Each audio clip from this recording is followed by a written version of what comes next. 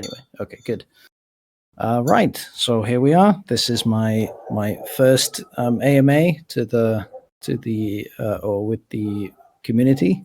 I should warn you guys, I'm a little bit sick, so I have a strangely nasal voice, and I generally sound like an old man. That's regardless of whether I'm ill or not, but I think it adds to it. So forgive me. We're happy you're here. Yeah, thank you, and forgive me if I need to sort of take a moment to cough or have some tea or something. But I'm well stocked on my tea here, so I should be okay. I would only hope so. Very good, very good. Well, so I'll maybe start off with just giving a very, very brief introduction to kind of what it is that I'm here to do, and sort of why is it that a DAO might even need a lawyer? Because I actually got a few DMs about this sort of thing. So it might be good to just kind of go over that before questions, and perhaps that will then arouse a few questions from the audience. So what I am here to do, and the reason that DAO needs a lawyer is, and you may have started to see these on crypto Twitter, is that a DAO has a very uncertain legal status. So life is very simple. If you start a company, you know that your liabilities are limited, which is to say that your creditors, or the people that you owe money to, can't get at your personal assets, or the stuff that you actually own yourself. They can only get to the assets of the company. That is a lot more complicated when you have a DAO. So it's not as simple as limited liability. It is something that's a little bit like a partnership, but the specific legalities of that we can get to in partnership. In partnership law, there's something called a jingle rule, which is basically like a set of priorities of whose assets are used first and this sort of thing. But never mind that. The point is just that if you start a DAO and run a DAO, it's always a bit more legally complicated than just having a simple company. So why don't we just have a simple company? Well, the answer is because that's not really what we're about as crypto people. We are about building decentralized permissionless systems where the individual token holders have a meaningful say in how those systems are built and maintained, and therefore also a kind of meaningful powers of accountability towards the team that is kind of doing the day-to-day building, so us basically. That stuff sounds all great on paper, but it's very difficult to actually enforce unless there's some sort of specific legal way of doing it. Now, the happy news is that there are specific legal ways of doing it, and I, in a sort of previous life, kind of specialized in this stuff. I actually have a PhD from the University of Oxford that deals with something very closely related to this, or this sort of thing. And people used to run businesses in a much more sort of decentralized fashion all the time back in the old days. And it's actually not such a bad way to run a business. So I'm here to do that sort of structuring. A lot of it is quite legally specific and quite almost sort of theoretical, because people don't often run businesses in these ways anymore. But that's sort of what I'm here to do as a very sort of general overview. So to help structure the DAO in such a way that it is both true to the crypto ethos, which is to say decentralized systems that don't depend on trust or depend on trust as little as possible, while at the same time making sure that we're legally covered and that our organization, as it were, talks to the legal system in the right sort of way. So it's a important point of strategy, essentially. I do other stuff a little bit too. So there are, as you can imagine, there are all sorts of initiatives or missions, or in a very sort of broad sense, deals going on that the DAO is engaged in and negotiates and deals with. And of course, those it makes a difference for those how they are structured legally. So there's a fair amount of legal strategy in that way too. So basically, I'm like a guy whose job is to make sure that everybody else's job is as easy as it possibly can be, and that the DAO is protected from certain kinds of liabilities. So I'm like the guy who builds a wall around our castle, to keep the wolves out, but also it's good to keep a kind of consultant wolf within your walls, because the world is a cold place that's full of wolves, and sometimes you need one to be able to work out how would a wolf attack our castle. This is a very strange and mixed metaphor, but I hope you get what I mean. So it's good to have a sense of what would be the legal vulnerabilities of this place, and it's good to have that sense from somebody who does it for a living. I really do.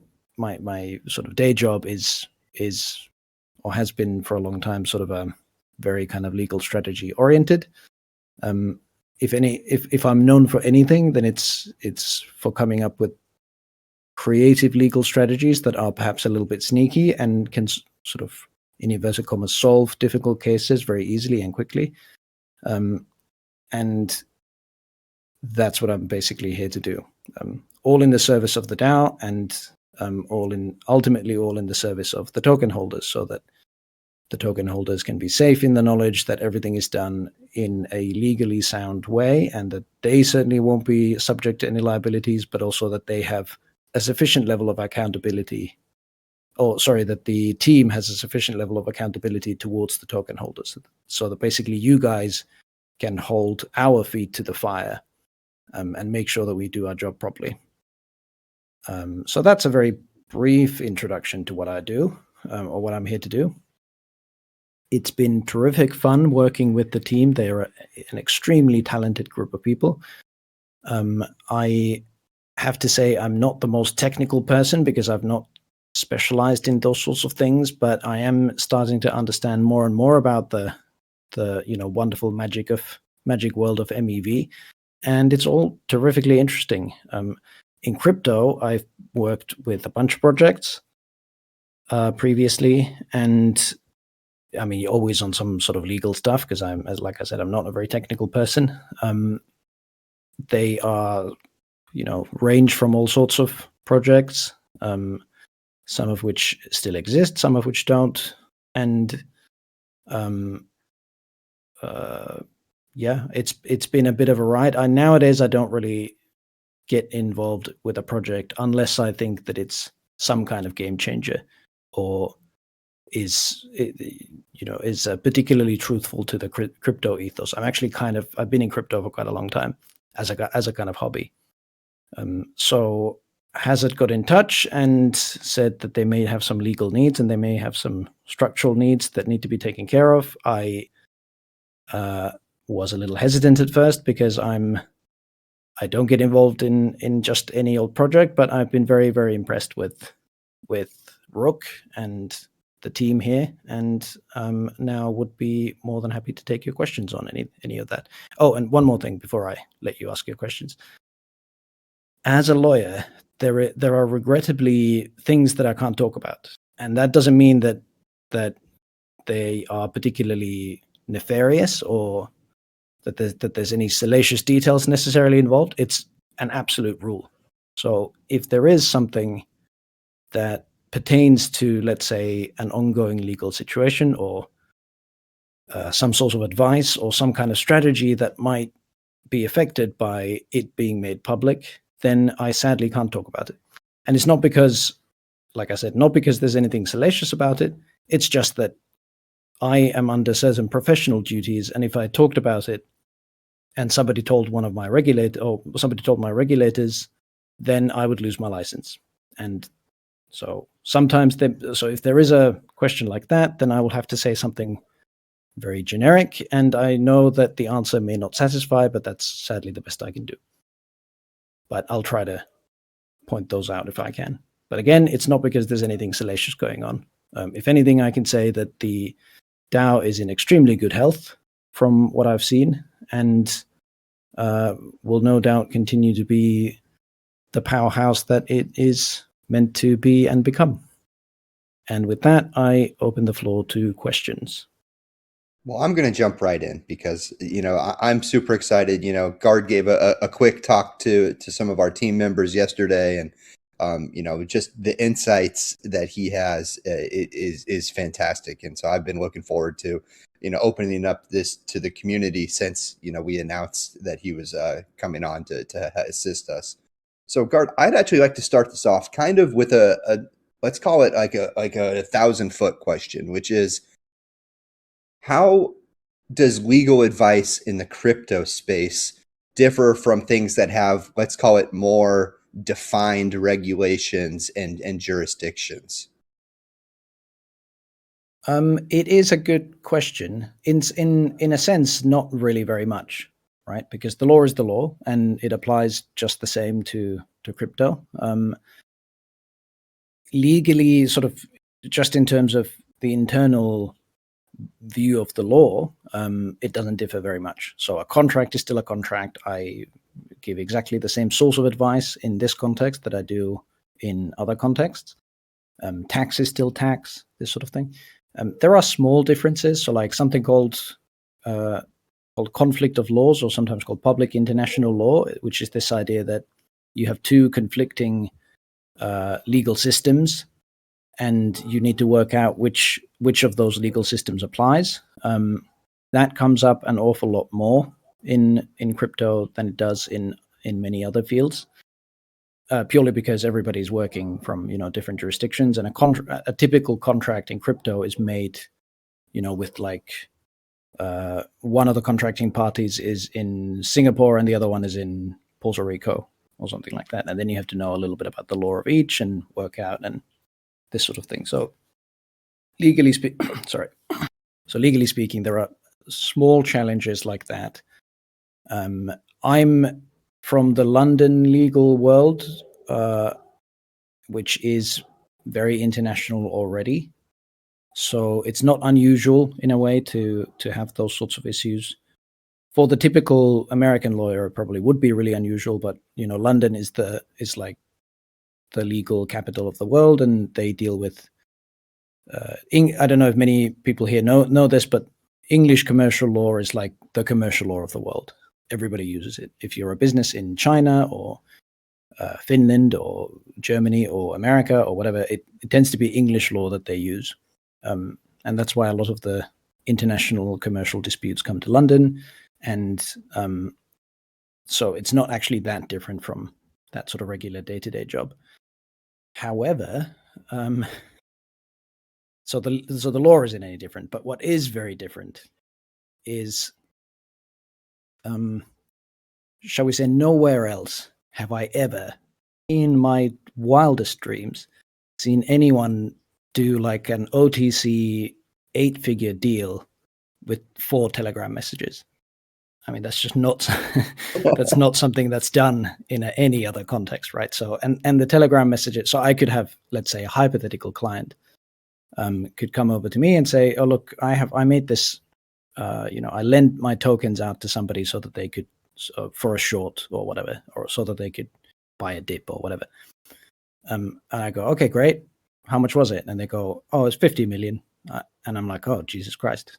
All right, well, can I see the documents?" And they go, no, there weren't any documents. And I go, "All right, great. Well, can I see the messages where you made this agreement?" And they go, "Yeah, sure. Yeah, here you go." And then the messages are like, "Sup, I," and the other one goes, "You got 50 mil?" And the other one goes, "Address." And the other one goes, "Sending." And that's it. Like, that's all that happened. That's all the documentation that these parties made. Very unusual in any other context. Apparently just the norm in in crypto. So there are aspects that are very, very different. But the law, of course, stays the same. It's just the shall we say, the evidence trail that you would normally leave is a lot more substantial, whereas in crypto it's almost non-existent. Really, really interesting. Well, we do have a list of questions, but might as well first open up the floor for folks that are here that have some questions as well. So raise your hand if you want to hop up and ask Guard a question. If not, I'll dig into our list that was community sourced. So anybody here got a question that they want to ask? It could be about anything really. So don't be shy. I'm actually a very nice person, even though I'm a lawyer. I'll only get at your wallet if I'm physically in the same location as you. So and there will be no billable hours will result from any of our discussions here. Awesome. Well, why don't I just quickly hop into the list? And here's the first question from Wes, which is, how difficult is it to give a DAO legal footing? Do you have experience with other Web3 protocols and have any criticisms of their approaches? Good question. I have experience. I've worked with other protocols, uh, sometimes very overtly, and sometimes sort of very covertly, because people are. Some projects are not so eager to kind of admit that they have lawyers or that they've hired lawyers or asked for any legal advice. Um, but I've worked with a few. Quite often, it is the person in question is, how do we structure our DAO in a way that is sort of legally compliant?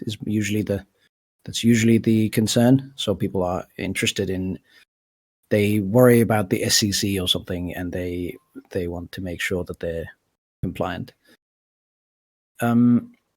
That's fine, and a lot of DAOs are organized in such a way as to sort of minimize their regulatory exposures. My criticism for a lot of those projects is that they're actually kind of DAO in name only, or many of them are. What tends to happen is, if you're too sort of worried about some kind of regulatory oversight or regulatory problems, which is a fair concern, of course, but if you're only concerned with that, then what tends to happen is you basically create like a business that you as a person run, and usually through some kind of company, and you're the CEO of that company and own all the shares in that company, and that's it. There's a community of token holders who vote on things and discuss things and debate things, but none of it is really very well structured, legally speaking. So there's no enforceable, method that the token holders could actually. There's nothing that the token holders could actually do if the the founders or something, if they like rug. So that would be my criticism for most of them, is that they tend to be kind of, the technical term is trying to cover their own asses, rather than actually trying to push the, as it were, legal limits of how do we structure businesses. It's actually one of the reasons I was initially a little reluctant to come on board. I took a lot of convincing by Hazard and Matt, but I was eventually convinced that these guys aren't just, they don't just want to run like a company that they run that pretends to be a DAO, but they actually are interested in working out how to reorganize business. So that's what I was interested in, and that's why I came on board. Basically, it's essentially like, this is like a hobby for me nowadays. I've been in crypto for a while, and I'm in the fortunate position that I don't have to worry about money. So, and even if I didn't work a day in crypto, I could always go into regular practice. And I'm not saying this to like, count my Lambos or anything. That's not the point. What I'm saying is that I really don't need to work in crypto if I don't want to. And usually I don't want to, because the the teams are not really in the crypto mindset. They pretend to be, so that people will buy their tokens, but they're not really interested in that. What they're interested in is, how do I make a company that I control, but that I can pretend that is a DAO? And that's a major criticism that I have of a lot of projects. And I frankly don't work for those projects anymore. I have in the past, and it's not been a great experience every time. So that's why I was a little reluctant to hop on board here. But this place is different. I can say with great confidence. Gard, I think that's a fantastic segue to the next question, which would be, like, how would you define or, set specific criteria to define decentralization and trustlessness? Goodness, getting into the heavy stuff fast. So this is something that I, of course, have to think about quite a lot um, when I am working on structuring. Oh, for example, helping the guy structure um, Rook. There's, I wonder how long an answer I should give, but let's just say that people have quite differing definitions of decentralization. So there's things like some people say that, for example, Bitcoin is very centralized because it's held by very few people. And so, in that sense, yeah, that's true. It is. There are very few sort of quite big wallets who can affect enormous changes in the price if they all collude. Um, so, there's centralization of the assets. In a DAO's case, it's of course is different, but there's still the issue is still there. What if all the assets are centralized? So what if one person actually holds the entire treasury? That is a form of centralization, of course. So that's one vector or one kind of sliding scale of centralized versus decentralized that I have to worry about. So I have to make sure that the um, the system under which the DAO holds assets is sufficiently decentralized so that, for example, to mitigate against the risk of rugging or something like that. So that's one way in which things can be centralized or decentralized.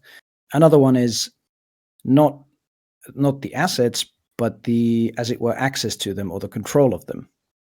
What we often call governance.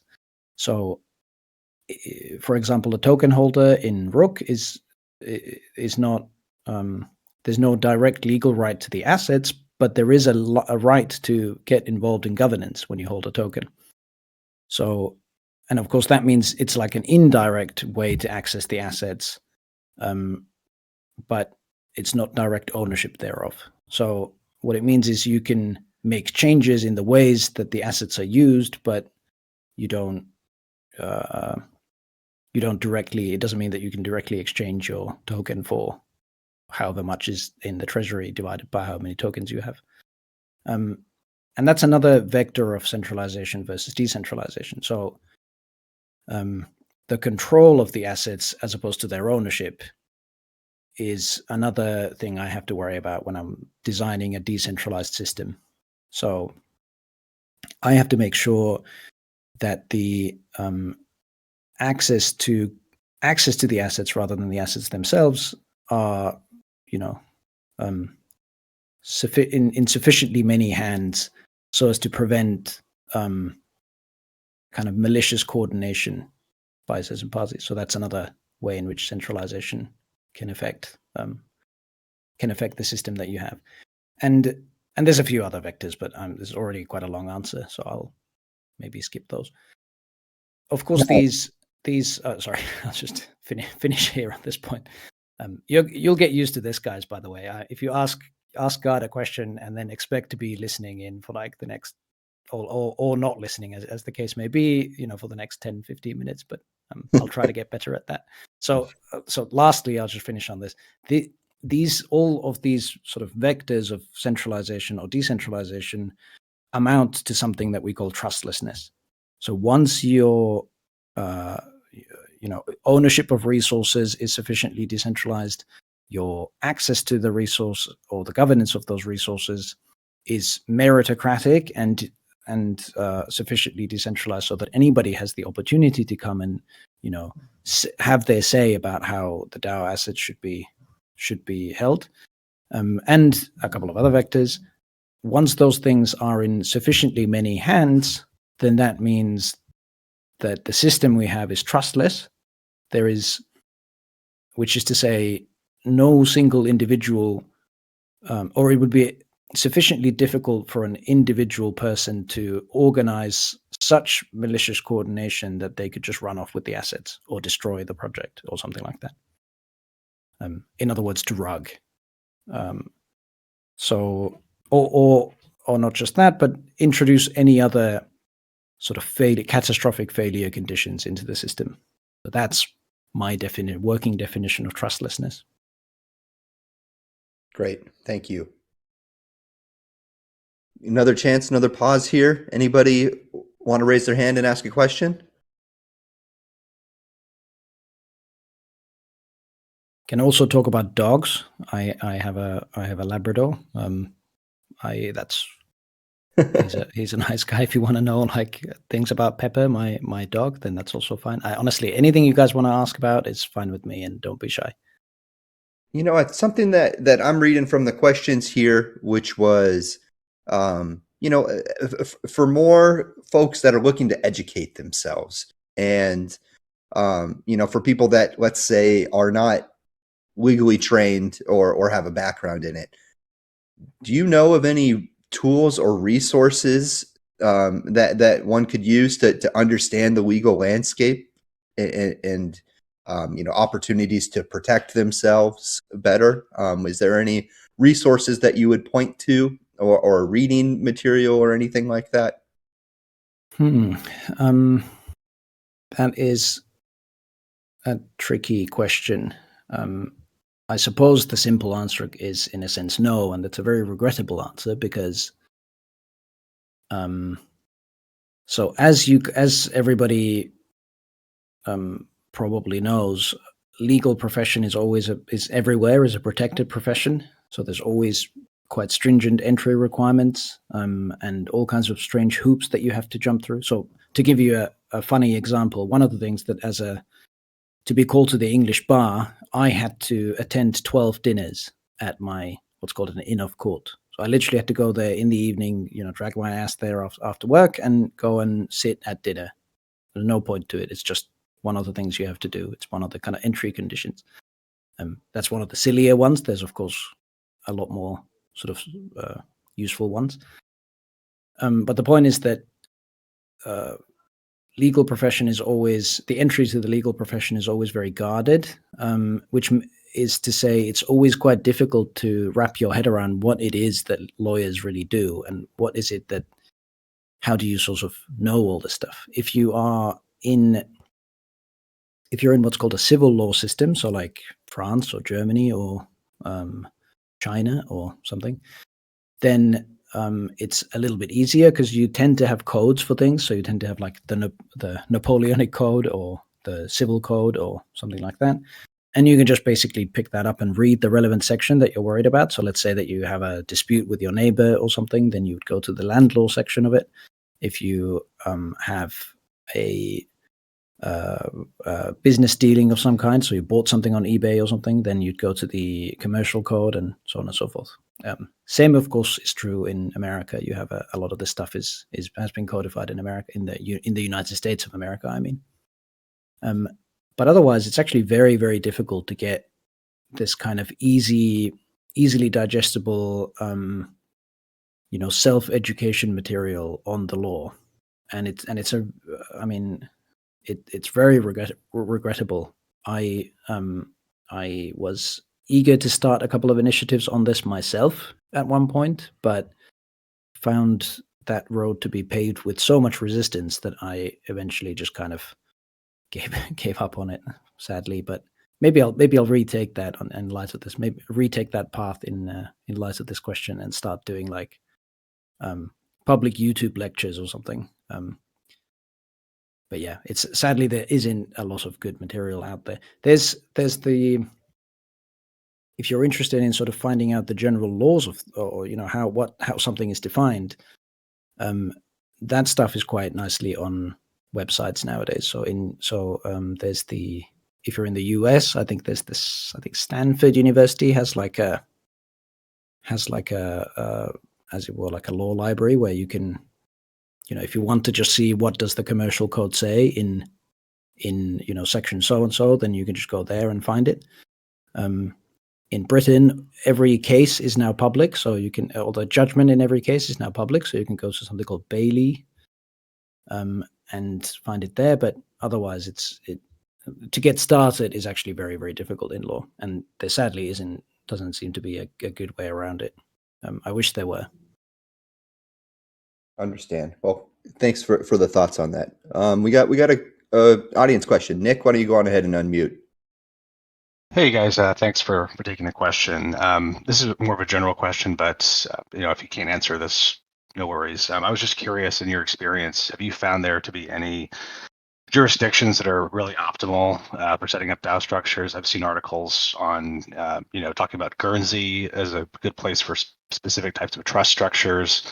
I think Paradigm, the crypto fund, just released a 30-page white paper on different types of legal wrappers for DAOs. So I was just curious if there are clearly any places that are really optimal versus some that are just poor. Yeah, sure. There are better ones and worse ones. The absolute worst one I could think of is the United States, I'm afraid, and that's basically for the regulatory exposure there, because the SEC is a very funny sort of regulatory body. So yes, it tends to depend on the DAO itself. I have seen the Guernsey trust structures. They're actually not very. They're not necessarily the optimal kind of trust. Guernsey is a good place to start trusts because they have quite forgiving tax laws and things like that. So if you're trying to minimize taxes, then a Guernsey trust is a good idea. Another one is a Cayman Islands trust, or a trust in the Bahamas, something called a star trust, or these sorts of things. So there are good jurisdictions, but it usually means, like, what is it that you're trying to optimize for? So is it tax liabilities, or is it do you want the thing to be a legal entity of its own? Or because, for example, a trust is not a legal entity.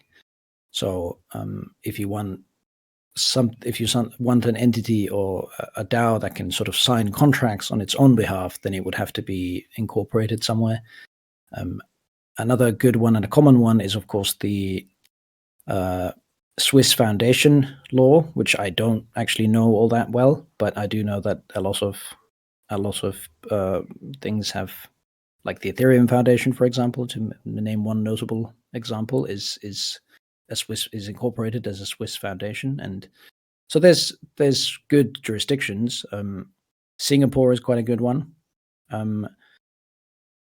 based on the kinds of regulations that they have, but it depends on what you're kind of trying to optimize for. I think in our case, we might, at least initially, sort of aim to be a little bit, shall we say, ambitious about how we do it, because not to polish my own shield, but I'm not quite your average lawyer either. So I have the ability to actually draft things from scratch, whereas most lawyers don't do that. So I could design a couple of alternatives, or I'm in the process of designing a couple of alternatives for us, and then we'll see how we get on with that. So it could be like a mixture. Let's say, hypothetically, a Guernsey trust that's wrapped in a Cayman Islands company that's has a license agreement with a Swiss foundation, or whatever. So it could be a combination of that sort of thing, just so that we can sort of optimize for absolutely everything that we possibly can. Awesome. Thank you so much for the answer. Thanks, Nick. Appreciate you hopping up, Nick. Thanks for coming up and asking. Anyone else, or I'll get back to our question list.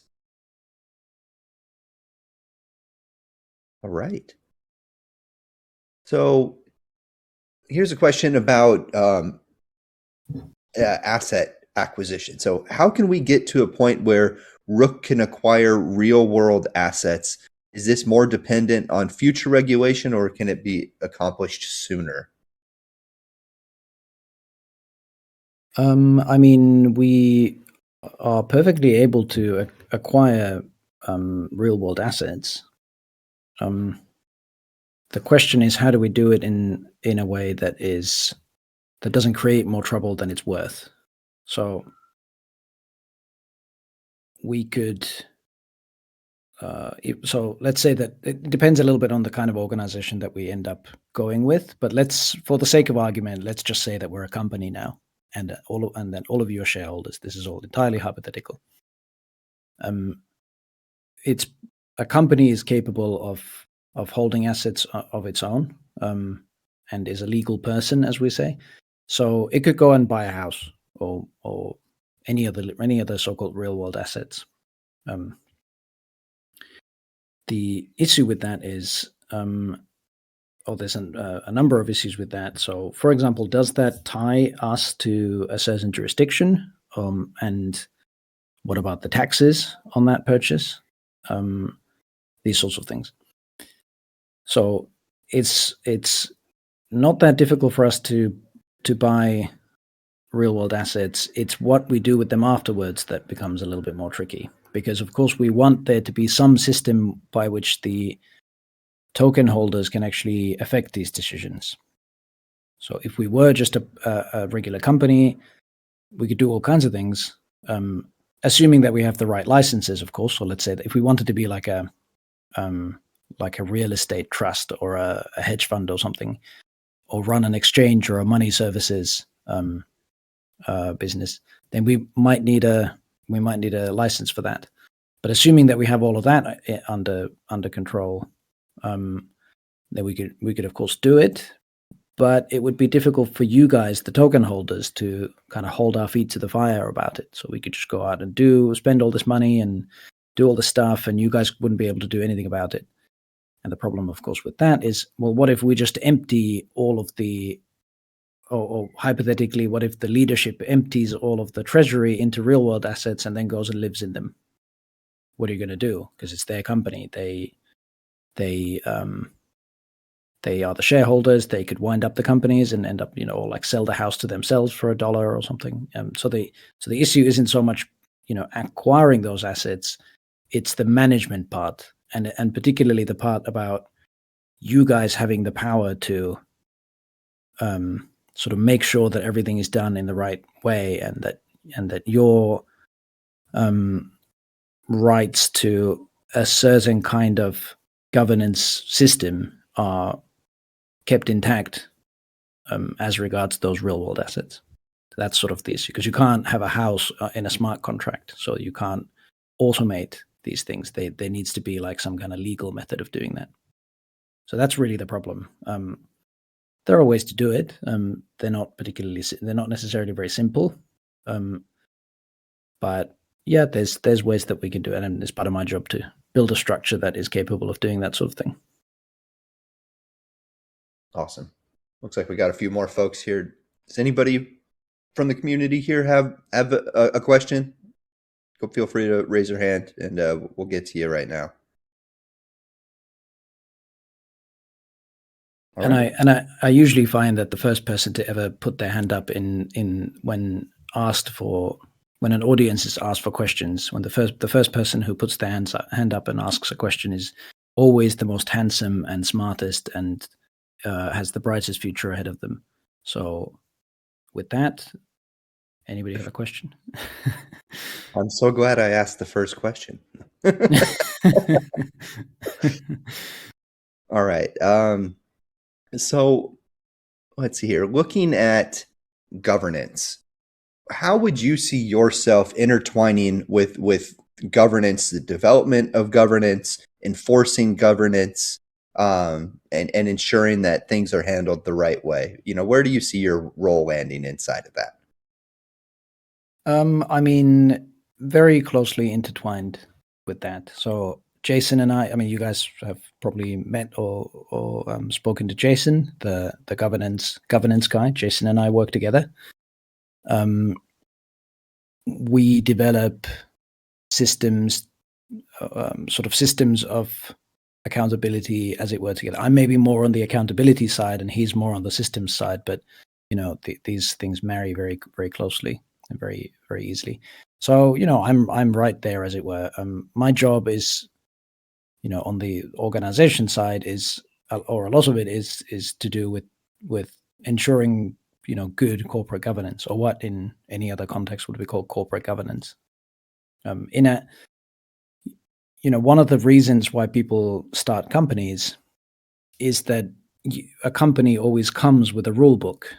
So there's an accepted sort of set of rules about corporate governance, and that rule book is something like 1,000 pages long if you were to write it all down, and that wouldn't even be any of the case law that deals with any of these questions. So most people don't start DAOs, sort of in regular business, because they are not particularly interested in writing a 1,000-page rule book about how the governance is going to work from scratch. So they opt for the easy way, which is just to pick a company, and that already comes with the rule book. Not so for DAOs. A lot more complicated for DAOs. There are actually some what are called default rules, but my job in a way is to develop, or in part, and together with Jason, to develop those systems. Hopefully not by writing a 1,000-page rule book.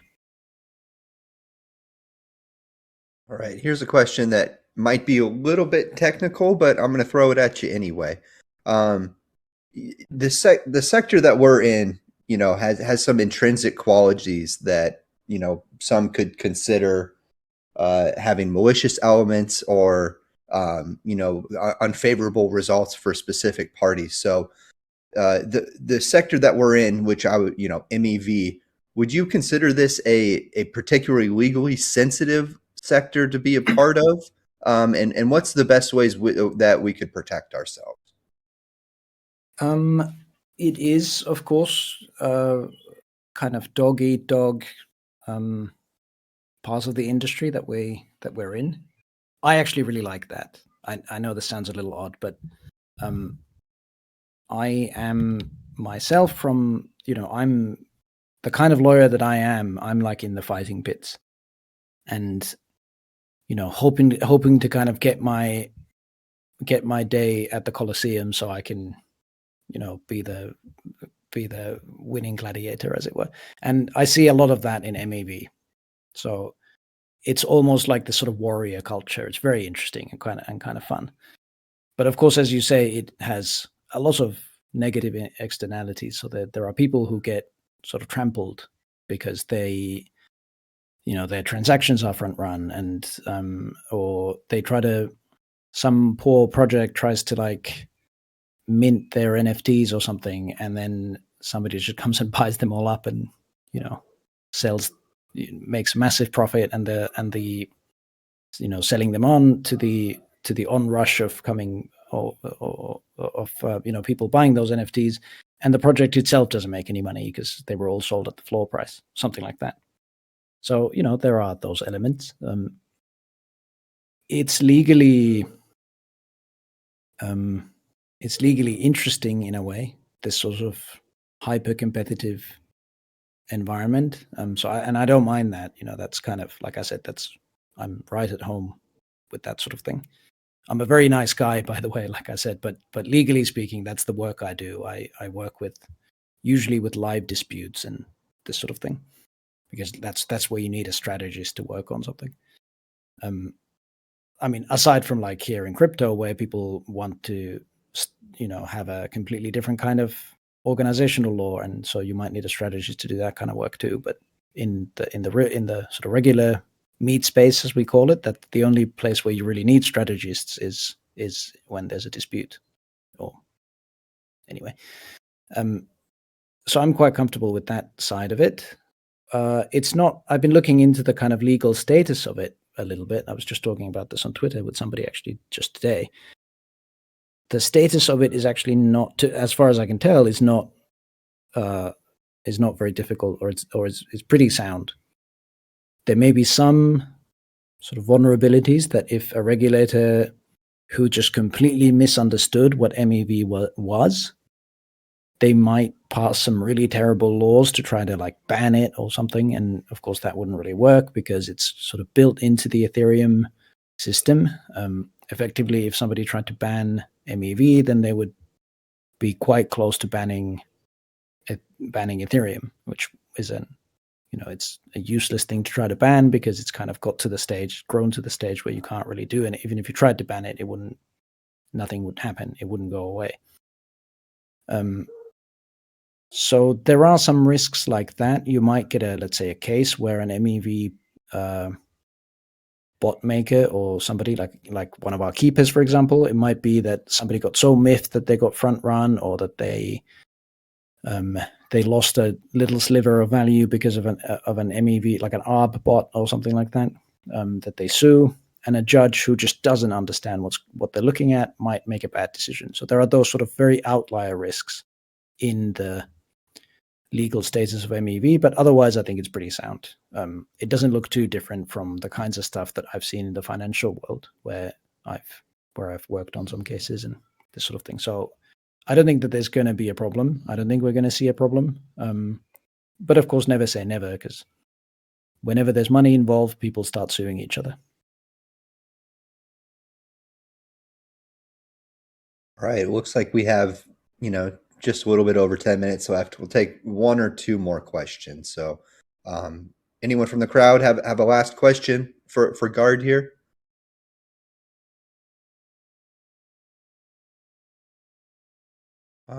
Let's see here. I got a layup one for you. Mm-hmm. How many tricks have you taught Pepper? What's the best one? I've actually taught him very few tricks. He's a very good, obedient dog, but I guess maybe something of a trick is that if I've told him to like go and say hello to somebody. So if I point at a person and say, go say hello, then he goes over and sits in front of them and gives them his paw. And that's obviously a trick. That was just for fun. He's a very easy dog to work with. He was supposed to be like a guide dog for blind people. But he failed the entry test. So he came to us. He was like a discount dog. But as a kind of side effect of it, he's extremely obedient and very easy to train. So I haven't had to teach a lot of tricks for him. Normally people teach tricks to their dog so that the dog, not because of the trick, but so that they learn obedience. But Pepper's already pretty good with that, so I haven't had to teach him many tricks. I am massively jealous of that. I shit you not, the best dog in the world. I know everybody says that, but like I'm serious. Pepper's the best dog in the world. All right. Well, we got one last question here. We got Jeremo saying, how do you see the Luna situation playing out, especially with what looks like regulators in Korea going after their team? Oh, the Lunar situation is a kind of a perfect storm of legal stuff. So it's not just regulators, but I predict and know from sort of a couple of behind the scenes things that there are lawsuits that are in place, and I don't know any details, but I do know that I've got like friends who work on stuff, and it sounds to me like they're working on some lunar stuff, and a couple of clients even approached me to ask if I'd be willing to work with them on a couple of things. So I know that it's like people are thinking about these things very actively. And speaking of dogs, sorry, my Pepper. All right, stop. All right, just give me 1 minute. He's like scratching Pepper, I was just telling these people what a great dog you are, and here you are scratching a hole in the rug. No worries. Okay, now he's stopped. Okay, good. So if you can hear some funny noises, that's just Pepper like destroying the rug.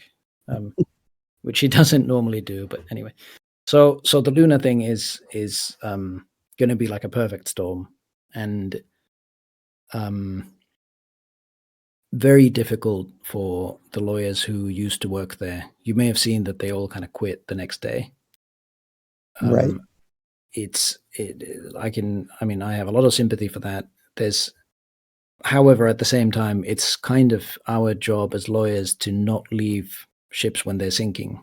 So it's very, very tricky. Like part of my professional duties as a British, as somebody who's been called to the British bar or the English bar, actually kind of prohibits me from leaving the client if the client is in real trouble.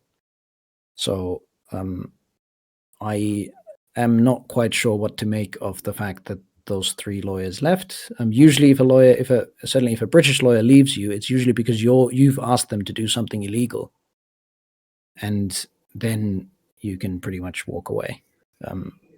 But yeah, so the Luna thing is a massive, legal liabilities there, and all sorts of aspects to it. So the one that the questioner mentioned is, of course, the Korean regulators and the Korean tax authorities. I'm not sure that's going to be a massive problem for them. Uh, you get false tax assessments all the time, so that may not be a problem. It's kind of what I see it as a legal strategist is an opening salvo. So what you do is you send the opponent something to keep them busy while you're preparing the thing that you actually want with. So you're like tying them up in this tax case, even though you know that you're probably going to lose it, or you're probably going to settle it, or the amount that you can recover is not very big. But in all the while, what you're actually doing is getting their documents over from that tax case, so that you can see what's been going on, and then you can bring the real case that you're interested in. And I think that might happen with Luna. I do know that the SEC has already subpoenaed Do Kwon personally a long time ago, like in the last summer or something. So there's that investigation going on, and that probably is going to be ramping up now that Luna collapsed. So he's in trouble with at least 2 regulators. Likelihood is that the Singapore regulators are also going to get involved, not least because USD is so clearly a currency, and the Singapore law, Singapore has this thing called the Payment Services Act, which if your cryptocurrency is intended to be used as a currency, so to buy and sell actual item like stuff in the real world, then it is regulated as a currency, which means that you need a license to run this sort of money service or payment services business. I don't know if Terraform Labs had one, but I'd kind of be surprised if they did, because the whole thing happened so fast. That, by the way, was the reason that Binance had to move from Singapore to Dubai. They fell foul of the Payment Services Act.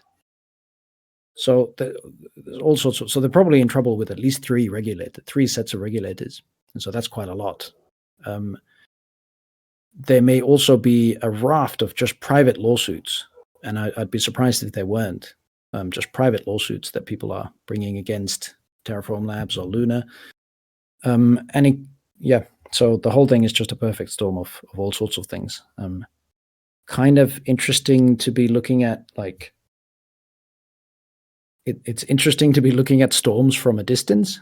So as a lawyer, it'll be interesting to see. But of course, I feel very sorry for anyone who's kind of involved and anyone who lost money. And even, Terraform Labs, I feel quite bad for, because they, of course, had a good business going, and they could have, provided a lot of people with gainful employment. And let's see if Luna 2.0 works out, but I have my doubts. So anyway, so perfect storm of all kinds of things. Will be interesting to see, but also let's remember that these are people and that they are in some rough weather. Gotcha. All right. Well, I've got one last one for you, and this reference might date me a little bit, but have you had your own version of a "you can't handle the truth" moment from A Few Good Men? That doesn't tend to happen very much in real life. So for those of you who are a little younger than me and Deeds evidently are, the moment in the movie is like during cross-examination.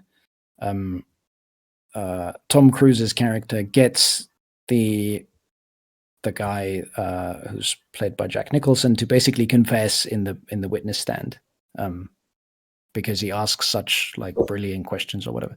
That doesn't actually tend to happen. I've not only has it not happened to me, but I've never even really heard of it happening like that. I do remember there was one, like, all kinds of funny stuff happens in court all the time. So I can tell you stories, but I do remember this one time I was sent, as a fairly junior lawyer, I was sent to basically just observe a case by a judge that was a friend of the guy that I was working with. So this like quite senior lawyer who had a friend who was a judge. The senior lawyer sent me to basically just have a look, like go and see this guy. He's a great judge. See how it's done. So I went over to the court. And the first thing, honestly, the case started, and the first thing that the judge said to one of the advocates, one of the barristers, was, "The first thing I want to hear from you, Mr. So-and-so, is why should I listen to you at all? Because you're quite obviously in contempt of court." And it was like the whole room goes quiet. You could hear a pin drop. And I can't remember actually what the guy said, but I was there like, oh my God, this guy's like such a bull, you know? So that was quite funny. But no, sadly, in cross-examinations aren't really about that. In fact, if you want a little bit of legal alpha, cross-examinations aren't really about the answers. It's more about the questions. So cross-examination questions are leading questions. So what you do is you basically give the answer that you want them to say. So let's say, well, Dietz, you were at your home yesterday evening, weren't you? And Dietz says, yes. And you were watching the TV, weren't you? Yes. And it was late at night, wasn't it? Yes. There's often quite salacious stuff on TV at late at night, isn't there? And he says, yes. And I say, you were watching that salacious stuff, weren't you? And he says, no. And the idea is like, yeah, but in the context of all the other questions that you've asked and the fact that the guy has already said yes to all of them, it's hard to believe that he wasn't watching that salacious stuff. You see what I mean? So it's not really about the answer that Dietz gave in this hypothetical example, by the way, which I completely made up. Sounds like I need to turn my camera off. Yeah. That would be useful. As your lawyer, I strongly advise you to turn your cameras off. But yeah, so that's the point of cross-examinations, and therefore you don't really see very often. You don't really see these like crackdowns, like in that movie. Sadly, life would be more interesting if people did do that kind of stuff. Well, Gard, this has been absolutely fantastic. I really appreciate your time here. For folks that maybe had some additional questions or anything like that, I'm sure if you leave them here in the Discord, we might be able to get around to asynchronously. But really, just a huge shout out, Gard. It's been exciting and really, really enlightening to be working alongside you here. I know that you're going to be doing great stuff. We're so happy you chose to kind of be here and spend your time with us. So just a big thank you again. Well, thank you very much, Dietz, and it is my pleasure to be working with such a talented and committed team. I mean, everybody that I speak to is like actually, committed to the sort of values that we publicly commit ourselves in the crypto space to. But a lot of people actually aren't. So like a lot of people are here just to rug and run off with cash. Rook, as far as I can tell, and I've spoken to a lot of these people, Rook doesn't work like that. So Rook is a very nice project, and I'm very, very happy to be a part of it. If anyone has any questions that they want to swing my way, you can always DM me, and I'll if there's enough of them, then we'll probably do another one of these sessions. I'm more than happy to do this like every week if you guys want to hear some law stuff. I can get to the salacious court stories next time or whatever. If not, then it's been nice talking to you all, and I look forward to bumping into you guys in the Discord in the future. Well, thank you so much. And we'll just close out a few other housekeeping items. First off, there was a great proposal written by Matt that I want to encourage everybody to check out. If you go into the proposals channel in the DAO category, you can see the proposal to deploy the ETH based off of, let's call it a myriad of fantastic work and research done by the Treasury team and everyone that's been participating on Treasury Tuesdays. So please go check that proposal out, give your feedback, and we'll hopefully be talking about that not just in town hall tomorrow, but throughout the rest of the following week as well. So another reminder: town hall tomorrow, 3 p.m. Eastern time, and I think Is that it? Is there still the snapshot up for the discretionary budget? Let me just quickly pull up snapshot. Yeah, so there's still 2 days left of voting. Ends June 4th, noon or 11 a.m. Eastern time. The discretionary investment limit KIP 23 is up right now. Right now, only seeing a handful of voters for this. So if you want to go weigh in and not object or object to that proposal, please check that live snapshot out as well. And thanks everybody for joining today, for the questions that were submitted, for the folks that were here to listen. Really appreciate all you being here. So with that, we'll go ahead, sign off, and looking forward to hopefully seeing some of you folks tomorrow at Town Hall. But thanks again for joining. Thanks, everybody. Bye-bye.